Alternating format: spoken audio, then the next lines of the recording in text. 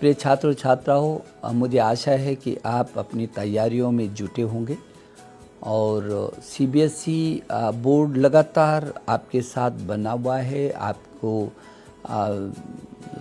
जो जो आपकी समस्याएं हैं, परेशानियां हैं, उनका निदान करने की लगातार कोशिश भी कर रहा है।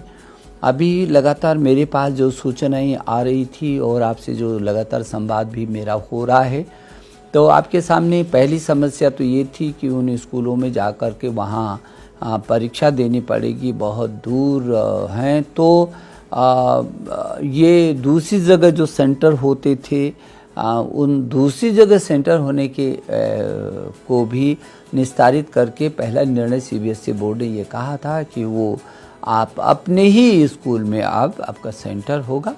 तो ये काफ़ी कुछ सहूलियत आपको मिली होगी कि अब आपको दूसरी जगह, दूसरे केंद्रों पर परीक्षा देने के लिए नहीं जाना पड़ेगा। जो इंटर और हाई स्कूल की बची हुई परीक्षाएं हैं, लेकिन अभी जो जैसे कि जो छात्रावासों में छात्र रह रहे थे, उन्होंने अपने छात्रावासों को खाली करके सभी लोग अपने अपने घरों में चले गए हैं, अपने प्रदेशों में चले गए हैं। उदाहरण के लिए नैनीताल से पीछे के दिनों में केरल लोग गए, इधर से तमिलनाडु गए, तो तमिलनाडु से पंजाब आए। तो एक जगह से दूसरी जगह हज़ारों किलोमीटर की दूरी करके और बच्चे अपने अपने घरों में पहुँचे हैं। अब दूसरी बड़ी समस्या जो सामने आई है कि वो फिर उनको जाना पड़ेगा अपने स्कूल में। भले ही स्कूल में आपका अपना केंद्र हो गया, लेकिन आप तो अपने घर पर हैं।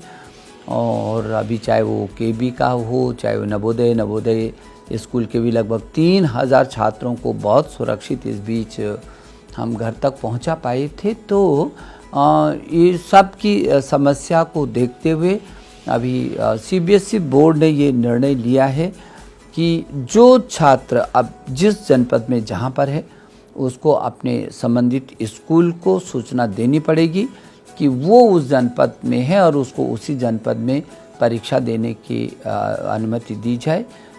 तो आप अपना जल्दी से जल्दी आप जिस जनपद में हैं अपने स्कूल को बताइए और बताइए कि आप वहीं पर परीक्षा देने वाले हैं, देना चाहते हैं।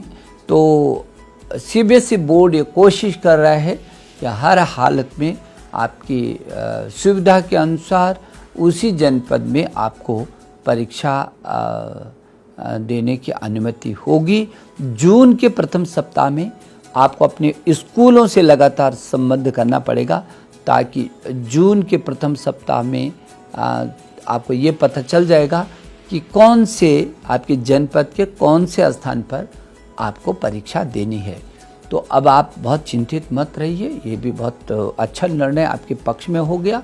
आप निश्चिंत होकर के पढ़ाई करिए। और मैं अभिभावकों से भी कहना चाहता हूँ कि उनको काफ़ी मानसिक दबाव रहा होगा, चिंतित रहे होंगे कि अब जब परीक्षाएं होंगी तो बच्चों को सैकड़ों किलोमीटर, हज़ारों किलोमीटर दूर किस तरीके से वो जाएगा और फिर कैसे करके परीक्षा को देगा।